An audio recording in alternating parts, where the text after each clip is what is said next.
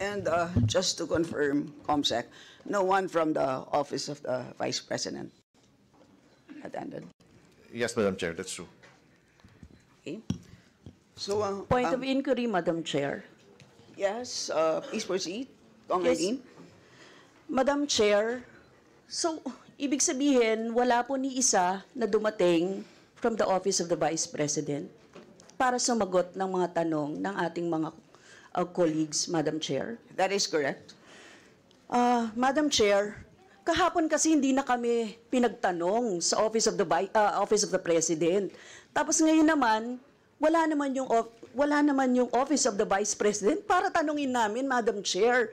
So, Madam Chair, hindi ko maintindihan kung bakit yung two highest position in the land natin ganito sa ating budget hearing sa Kongreso, no? Madam Chair, isang insulto sa mamamayang Pilipino at sa mga kinatawan dito sa loob ng Kongreso na hinalal ng mamamayan. Ano? Ang hiling natin makapagpaliwanag ng accountability at ang hiling natin ay maglinaw, no, ng mga, kasi marami pa po tayong tanong kaugnay dito. She may not like our questions last hearing, Madam Chair. She may not like being questioned about the OVP expenses. She may not like sitting with us here in the House. But, Madam Chair, she is accountable to the people and she has this sworn duty to the Constitution, being the head of the agency, to be here, no, para po ipagtanggol or malaman natin yung budget niya, Madam Chair. So yun lang, Madam Chair, as a manifestation. Thank you, Madam Chair. Madam Chair, may I manifest also? Kong Eileen? Sorry, Kong France. Madam Yes, Chair, pwede ba kami naman muna, hindi naman sunod-sunod na sila na lang. Madam Chair, please. So, Madam I'd Chair, I'd so like wala to, pa naman po tayo sa... May I raise a parliamentary inquiry, Madam Chair? Before you proceed, I'd like to remind our members for orderly proceedings, please wait to be acknowledged Yes, before ma'am, you speak. pero- So sa ngayon po, dahil nauna po si Kong France, paunahin na muna natin siya. So Kong France, please proceed. puro sila And na then po I will yung- recognize you after. Kong Dante. Kakasunod, Madam eh. Medyo nauna lang po siya ng 1 Di second po. ba, di ba Kong ang Dante. ating tradition, unang minority, pagkatas majority?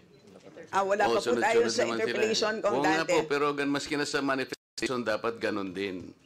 Nauna lang po siya, so yes po. Kong France, please proceed. Thank you, Madam Chair. So, ang ibig sabihin nito ay kahit na binigyan natin ang Office of the Vice President na second round, no, second time around na magpaliwanag do sa budget at magkaroon tayo ng pagkakataon na siya ay matanong dahil ito naman po talaga yung mandato natin dito sa Kongreso, no. Mabusisi yung budget. So ang ibig sabihin po nito ay binoboykot niya tayo. Pagboboykot ito, Madam Chair, dahil wala pang akong natatandaan na ahensya ng gobyerno o executive branch na binoykot ang Kongreso dito sa budget hearing and deliberation. So ang ibig sabihin, Madam Chair, betrayal of her oath of office. Kahapon nakita ko yung kanyang video na ginagalang niya yung power of the purse ng Kongreso. Alam niya na tayo po yung nag-allocate or nagbabudget or nag-approve ng budget ng lahat ng ahensya. So dahil pinapaubaya niya na sa atin ito, na hindi niya man lang i-defend, kasi ang laki-laki nung, Madam Chair, yung budget for socio-economic program delivery, socio-economic projects and stakeholder, ang ibig sabihin ba niyan, inaabandona niya na yung pinaplano niya siguro na mga constituents niya, nabibigyan niya nitong mga programs na ito. So, Madam Chair, so, ang problema dito, no, talagang bratinela to the max, no, na ayaw nang matanong, no, umiiwas sa mga tanong, at eto pa, no, kapag gusto nating tanungin, hindi uma-attend doon sa kaya talagang Madam Chair, siguro later on, kung ano yung later on na lang po, Madam Chair, yung aking magiging pasya, no, dito sa magiging budget at recommendation sa budget ng OBP. So, pasensya na po ang taong bayan, binoykot tayo ng Vice President. Salamat, Kong France.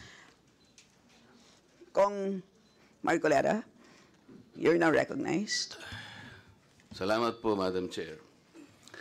Yung hindi po pagdating ng ating pangalawang Pangulo ngayon, ang suspecha ko po ay dahil sa nangyari na mga pagtatanong nung nakaraang pagdinig. I have heard the volume and the barrage of questions asked by members of this committee to the Vice President. Despite the fact, Madam Chair, I heard her several times saying, I forgo the opportunity of defending the OBP budget for 2025 by question and answer, and I leave it to the House of Representatives to decide on such proposal as presented. That was the template of an answer given by the Office of the Vice President. Madam Chair, napilitan po akong mag-raise ng parliamentary inquiry. I think I have earned this.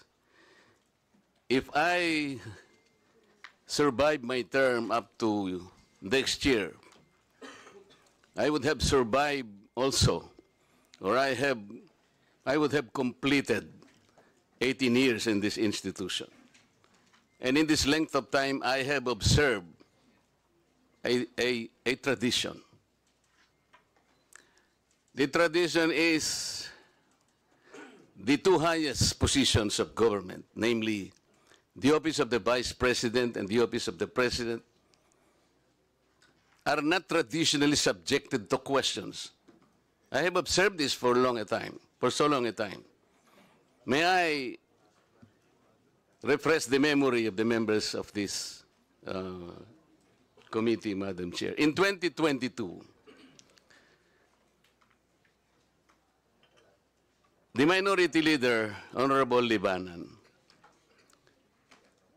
citing courtesy to the Office of the Vice President, took only about 13 minutes to move for the termination of the budget of the Vice President. And after that, the Majority Leader seconded the motion. That was 2022, Madam Chair.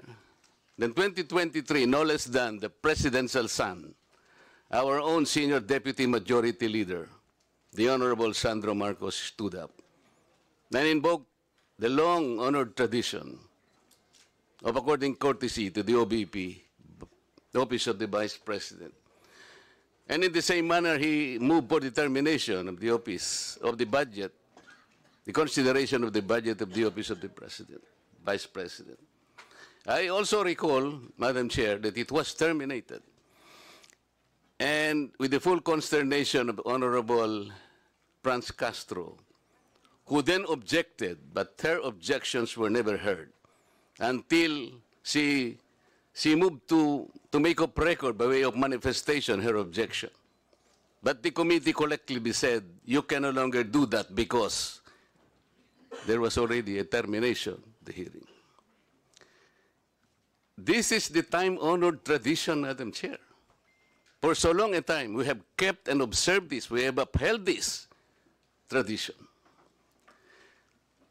My question is this committee authorized to set aside or discard the tradition? That is the question. Your Honor, such motion was not introduced in the last hearing. I am now introducing the motion, Madam Chair. I To second, terminate- Madam Chair.